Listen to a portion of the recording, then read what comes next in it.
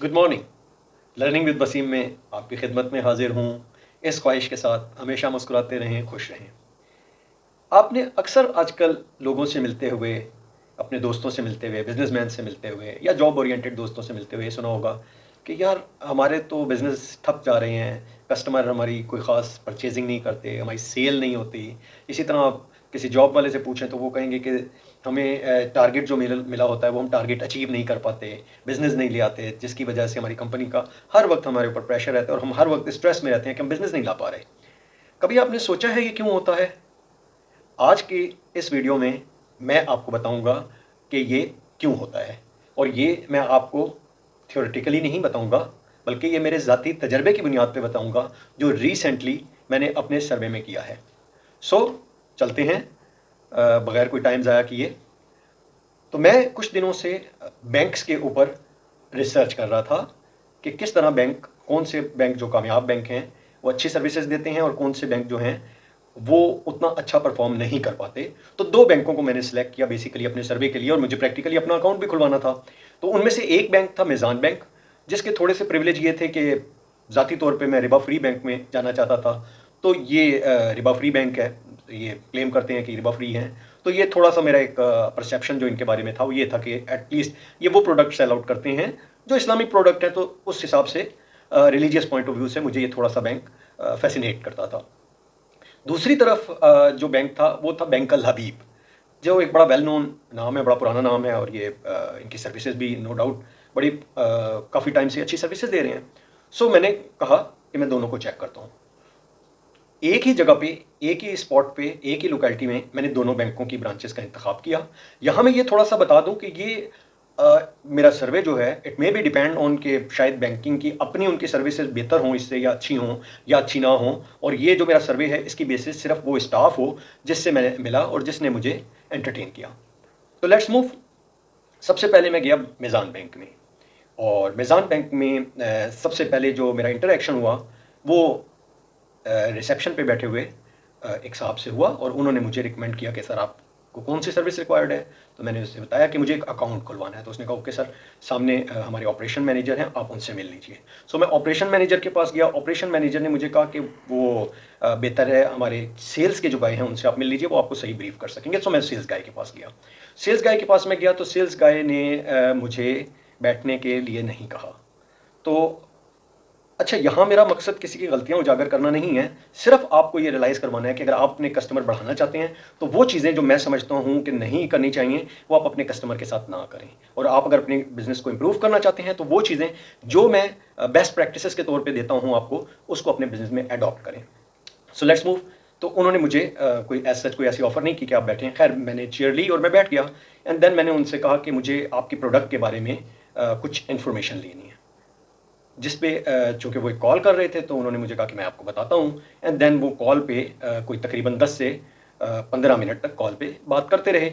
अब यहाँ मैं आपको ये बताना ज़रूरी समझता हूँ कि अगर आपकी कोई अर्जेंट कॉल होती है या कोई अर्जेंट कॉल नहीं होती तो कस्टमर आपका बड़ा स्मार्ट होता है, उसको आइडिया हो रहा होता है। तो एनी हाउ मुझे आइडिया हो गया कि वो उनकी इंटरनल ब्रांच की बात कर रहे थे। एनी हाउ वहाँ से जब वो फारिग हुए तो देन उन्होंने मुझे एंटरटेन करना शुरू किया। मैंने उनको बताया कि मुझे इस तरह का अकाउंट चाहिए। तो उसमें उन्होंने मुझे कहा कि आपकी एज क्या है। मैंने उनको अपनी एज बताई। उन्होंने कहा ओके, इस ये सर्विस तो आपको नहीं मिल सकती, straight away refusal. And then मैंने उनसे पूछा कि ओके फिर मुझे कोई और सर्विस मिल सकती है। तो उन्होंने कहा हाँ दूसरी सर्विस आपको मिल सकती है, बट उसमें जो प्रॉफिट रेशो होगा वो कम होगा। मैंने कहा ओके मुझे उसकी डिटेल बता दीजिए। तो उसकी उन्होंने डिटेल बताई कि उसमें आपको ऑलमोस्ट 10% के करीब आपको रिटर्न मिलेगा, और उसके लिए आपको ये डॉक्यूमेंट्स देने होंगे। और उसके बाद मैं वेट करता रहा कि शायद मुझे वो कोई ब्रोशर या कोई चीज़ देंगे ताकि मैं उसमें मज़ीद उनसे कोई डिटेल ले सकूं।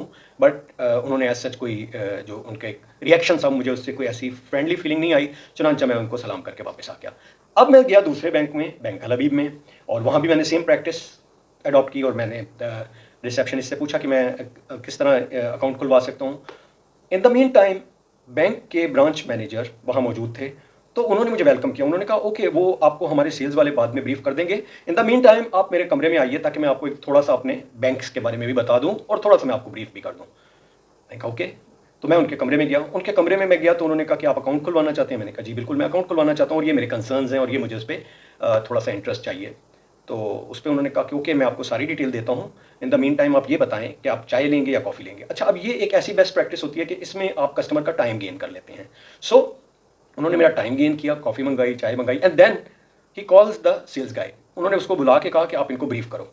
तो उन्होंने मुझे ब्रीफ करना शुरू किया और अल्टीमेटली उन्होंने मुझे बताया कि ये सर्विसेज हैं और ये हम सर्विसेज दे रहे हैं। देन फिर ब्रांच मैनेजर ने मुझे मज़ीद मेरा प्रोब किया, मुझे मेरा थोड़ा सा इंटरेस्ट पूछे, मेरी कंपनीज के बारे में पूछा, अपने ब्रांच के बारे में बताया, अपने एक्सपीरियंस के बारे में मुझसे शेयर किया, यानी एक फ्रेंडली कल्चर क्रिएट किया, जिसके बाद मैं बड़ा एक फ्रेंडली कल्चर फील करते हुए मैंने उनको स्ट्रेट अवे अपनी सारी डिमांड्स बता दी और उन्होंने उसका वेट नहीं किया कि नेक्स्ट मैं क्या चीज़ें करूंगा या नहीं। उसके साथ ही उन्होंने कुछ ब्रोशर्स मंगाए थे जो उन्होंने ब्रीफ भी किए और मुझे हैंड ओवर कर दिया कि ये आप घर पे जाकर आराम से ये भी देख लीजिएगा, ये सारी सर्विसेज भी हम आपको दे रहे हैं। इन द मीन टाइम उन्होंने किया ये कि एक फॉर्म भी मंगा लिया अकाउंट ओपनिंग का, और देन वो उन्होंने फॉर्म मुझे सबमिट करते हुए कहा कि आप ये फॉर्म फिल कर दीजिएगा, और अगर आप अभी चाहें तो अभी फिल कर दें, और अगर आप लेके आना चाहते हैं तो इट्स ओके, कोई मसला नहीं है, आप इसको घर जाकर आराम से फिल कर लीजिए और मुझे ले आइएगा। सिर्फ इसमें आप सिग्नेचर और ये बेसिक नीड्स जो हैं इसकी वो पूरी कर दीजिएगा, बाकी सारी हम यहाँ बैठ के कर लेंगे, कोई इसमें इशू नहीं है।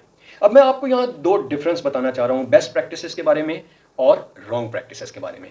होता क्या है देखें, अब मेरे ऊपर इस बैंक का असर क्या होगा कि आज मैं इस बैंक के बारे में आपके साथ एक वीडियो शेयर कर रहा हूँ। डेफिनेटली मेरे जो फॉलोअर्स हैं या जो मेरी ऑडियंस है वो भी ये देखती है, और उसके जहन में एक वर्ड ऑफ माउथ वो वाला पहुँचता है उस तक जो मैं बोल रहा हूँ, जो मैं कह रहा हूँ।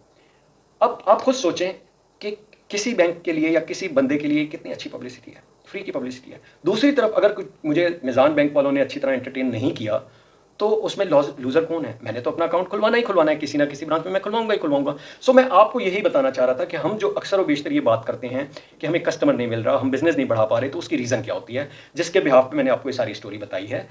होता बेसिकली ये है कि हम अपनी गुड प्रैक्टिसेस को यूज़ नहीं करते। आप देखें, जब आप सर्विसेज दे रहे हैं तो आप ये छोटी छोटी चीज़ें ऐड करके कस्टमर्स का इत्मीनान जीत लेते हैं, कस्टमर्स की सेटिस्फैक्शन लेवल को हाई कर देते हैं, उसको कंफर्ट लेवल पे ले आते हैं, जिसका नतीजा क्या होता है कि वो आपको बिजनेस देने में कंफर्ट फील करता है। और ये चीज़ ज़रूरी नहीं है कि हम कोई बड़े लेवल पे या सर्विस ओरिएंटेड इंडस्ट्री के लिए ही हो, हर चीज़ के लिए ज़रूरी है कि आप कस्टमर को अपना बॉस समझें। जब आप कस्टमर को अपना बॉस समझेंगे डेफिनेटली आप अर्न करेंगे, और definitely customer is your boss. मैं आपको एक छोटी सी बात के साथ अपनी वीडियो अख्ताम पे पहुंचाऊंगा। जब मैंने अपनी कंपनी को ज्वाइन किया तो मेरी मैनेजमेंट ने मुझे और दूसरे मैनेजर्स को बुलाया और उनको कहा कि आप जानते हैं इस कंपनी का मालिक कौन है? तो मोस्ट ऑफ अस, किसी ने कहा कि CEO है, किसी ने कहा डायरेक्टर्स हैं, किसी ने कहा मैनेजिंग डायरेक्टर्स हैं, एंड सो ऑन।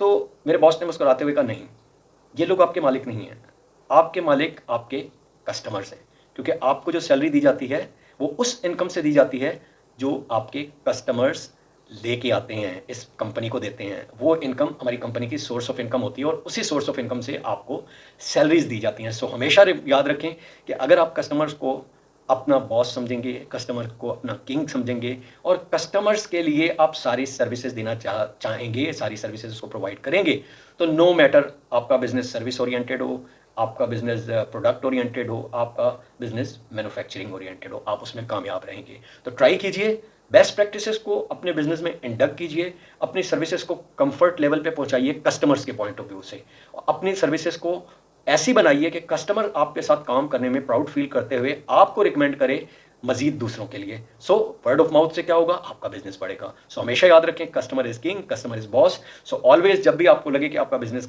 कम हो रहा है, आपका बिजनेस में प्रॉफिट नहीं हो रही है, आपका बिजनेस रिसेशन में जा रहा है, या कोई भी चीज़ आप नुकसान में जाती हुई देखें, तो फ़ौरन अपनी कस्टमर सर्विस को चेक कीजिए कि वेयर इज़ द फॉल्ट, और वो फॉल्ट आप जब ढूंढ लेंगे डेफिनेटली 100% आप अपने बिजनेस को ग्रो कर सकेंगे।